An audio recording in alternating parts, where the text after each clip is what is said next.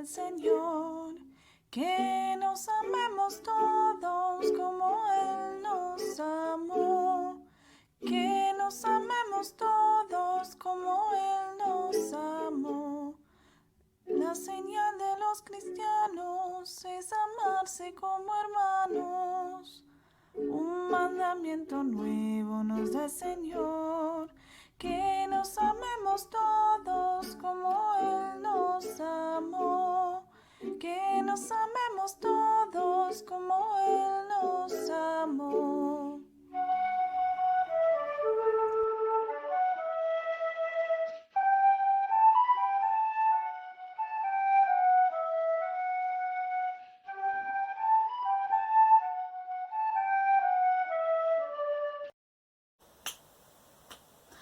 Hola, ¿cómo están? Bueno, hoy vamos a seguir trabajando los 10 mandamientos. Hoy nos toca el tercer y cuarto mandamiento, como está en el título del video. Y vamos a recordar qué decía, porque lo vimos hace unas clases atrás, pero lo más importante es que queremos aprender sobre qué significa realmente ese nombre tan difícil que tienen los mandamientos, que se nos complica a veces entenderlos. ¡Vamos!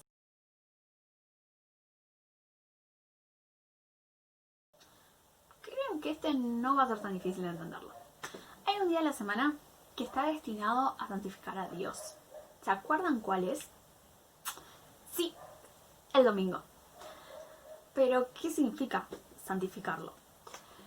Este mandamiento lo que nos dice es que, por un lado, existe este día de descanso que debemos acordarnos que existe y debemos cumplirlo.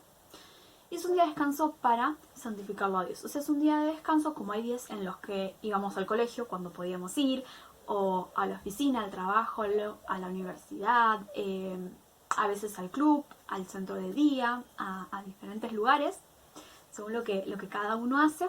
Bueno, hay un día específico que tiene que estar destinado a descansar, pero también destinado a Dios. O sea, descansamos de todas las cosas de nuestra rutina para enfocarnos en Dios. ¿Esto significa que lo único que podemos hacer ese día es santificar a Dios? ¿Qué pasa en el caso de un bombero si hay un incendio? ¿No puede ir a apagarlo? ¿Y un médico si alguien se lastima no lo va a poder sanar? Está muy buena la pregunta que haces, porque pareciese que es así. Bueno, creo que no se van a sorprender si les digo que hay una historia en la Biblia, una historia de Jesús, que nos va a ayudar a entender si es tan así como dice. Hace mucho tiempo, cuando Jesús todavía vivía, era un día sábado. En esa época era un día sábado, el día de descanso, y no se podía hacer nada. En esa época había que seguir lo que la ley decía, lo que los mandamientos decían, palabra por palabra textual. No se podía no cumplirla. Y bueno, pasaban planteos como nos dice esta personita. Y a Jesús se le acerca una persona que estaba enferma, que tenía sus manos muy enfermas, y se acerca para que lo sane, para que haga uno de sus milagros y lo sane. Sus discípulos y toda la gente que estaba alrededor de Jesús se negaba que esta persona se acerque para pedirle esto. Y Jesús no tuvo ningún problema. Se acercó, lo sanó, y cuando todo su círculo que estaba con él y le preguntaba el por qué, y también fariseos, que ya los conocemos, que estaban dando vueltas por ahí, estaban indignados porque no se podía hacer. Y en esa época, el no cumplir la ley podría hacer que te condenen a muerte. Entonces Jesús les preguntó, ¿qué está permitido hacer realmente en el día sagrado? ¿Si el bien o el mal? Porque ayudar a este hombre a que sus manos sanen era hacer el bien. Y en cambio, dejarlo así tal como está, con sus manos que no las podía mover, era hacer el mal. Entonces, hacer el mal no sería santificar a Dios. Entonces, ahí es donde Jesús le hizo replantearse, y que nos ayuda a entender este planteo, que santificar a Dios no sería quedarnos solamente en ir a la iglesia, cantar, rezar y estar con Él. También es un día para hacer un montón de cosas, pero un montón de cosas que hagan el bien, que hagan la voluntad de Dios. Es un día para estar muy activos, no es un día para estar tirado en la cama mirando películas o durmiendo la siesta, porque los domingos es hermoso dormir la siesta.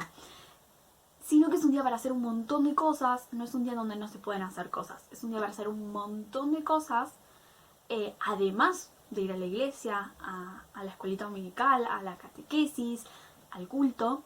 También es un día para compartir el mensaje de Dios, para hablar de Dios, para conocer más sobre Él.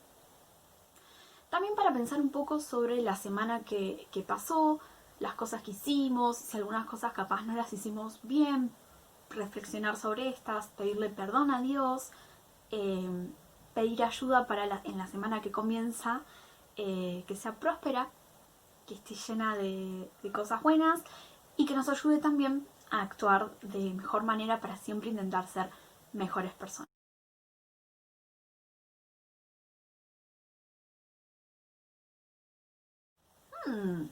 Este también parece sencillo, pero tiene sus cosas, por lo cual lo quiero dividir en 3 partes para ir a analizarlo. La primera parte va a ser el honrar. La segunda parte que les voy a contar es el de a tu padre y a tu madre. Y la tercera parte, que es la parte especial de este mandamiento, que es una promesa que nos hace Dios.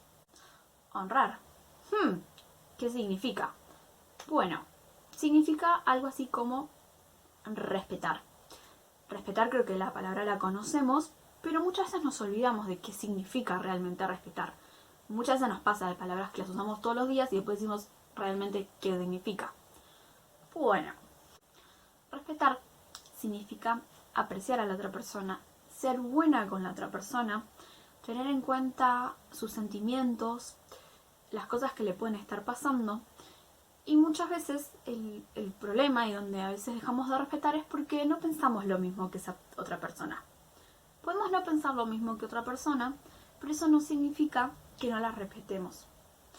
Podemos tranquilamente pensar diferente, nos puede pasar con las personas con las que vivimos, con amigos, en donde no pensamos igual, tenemos otra forma de pensar, pero igual los debemos respetar. O sea, debemos respetar que pueden tener otra forma de pensar. Y eso pensar de otra forma no significa que los debemos tratar mal, que los podemos menospreciar.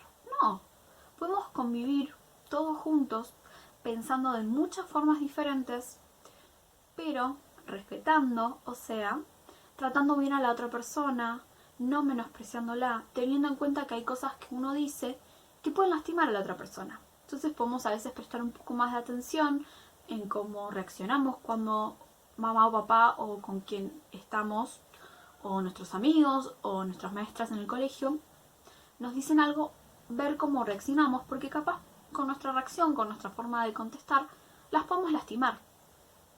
Tratarnos con respeto debería ser algo de todos los días, pero muchas veces nos enfocamos en lo que sentimos, en lo que pensamos, que es muy fuerte, y nos olvidamos un poco de pensar en el otro, por lo cual es algo que podemos empezar a trabajar y a todos los días, con cada acción, no olvidarnos de respetar al que está al lado nuestro. La segunda parte dice a tu madre y a tu padre. O sea, honra ya lo vimos, que es respetar. ¿Y a quién? A tu padre y a tu madre. Solo dice esto, pero como sabemos, puede significar mucho más. Y así es.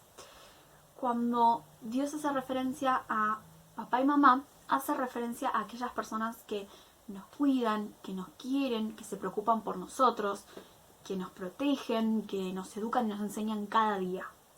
Y sabemos que esa persona puede ser mamá, papá, puede ser nuestros hermanos, nuestros primos, nuestros tíos, las personas con las que vivamos, que nos protegen, que nos quieran. Pero también puede ser nuestra maestra en la escuela, que siempre quiere lo mejor para nosotros, que nos enseña un montón de cosas, los pastores en las iglesias, las catequistas, bueno, todas esas personas. Y también, dato curioso, también es el lugar.